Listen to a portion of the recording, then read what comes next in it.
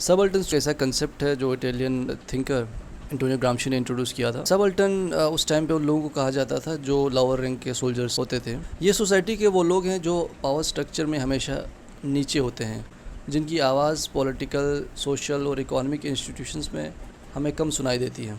ये लोग ruling class या एलीट क्लास का हिस्सा नहीं होते। इस कैटेगरी में peasants, labourers, tribal communities, Dalits या दूसरी मार्जिनलाइज्ड कम्युनिटीज़ हैं, उनको शामिल किया जाता है। इंडियन हिस्टोग्राफी में इस कंसेप्ट को इंट्रोड्यूस करने का जो क्रेडिट जाता है वो रनाजीत गुहा को जाता है।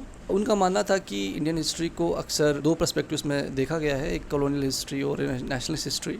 ये दोनों अप्रोच बेसिकली एलीट क्लास को ही फोकस करते हैं।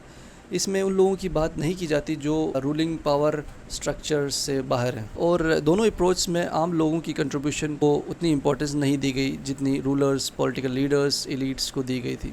इसीलिए सबल्टन स्कूल का जो ऑब्जेक्टिव था कि वो हिस्ट्री को हिस्ट्री फ्रॉम बिलो पर्सपेक्टिव से लिखा जाए, जहाँ ऑर्डिनरी लोगों के हिस्टोरिकल एक्सपीरियंसेस को लिखा जाए, उन लोगों को हिस्टोरिकल चेंज का एक्टिव पार्टिसिपेंट माना जाए। सबल्टन हिस्टोरियंस कहते हैं कि कॉमन जो लोग थे वो सिर्फ रूलर्स के ऑर्डर्स को फॉलो नहीं करते थे, बल्कि उनकी अपनी पॉलिटिकल विल, अंडरस्टैंडिंग और उनके अपने रेजिस्टेंस और डिसीजन मेकिंग में भी उनका रोल होता था। उसी वजह से ये school peasants, tribal movements, rebellions, workers, local resistance, oral traditions को हिस्टोरिकल एविडेंस के रूप में सीरियस लेता है। इस अप्रोच का फोकस उन लोगों पर भी है जिनकी कहानियाँ ऑफिशियल रिकॉर्ड में हमें नहीं मिलती हैं, जिन लोगों के बारे में कोई जिक्र नहीं किया गया, फिर उन लोगों को हमेशा एनिमी की नज़र से देखा गया, जैसे कि 1857 में जो रिवॉल्ट हुआ या बहुत सारे ट्राइबल रेबिलियंस हुए। तो ये एक सबल्टन अप्रोच है, और आज हम देखते हैं कि इंडियन हिस्टोग्राफी पर सबल्टन स्कूल का एक बहुत बड़ा इन्फ्लुएंस है।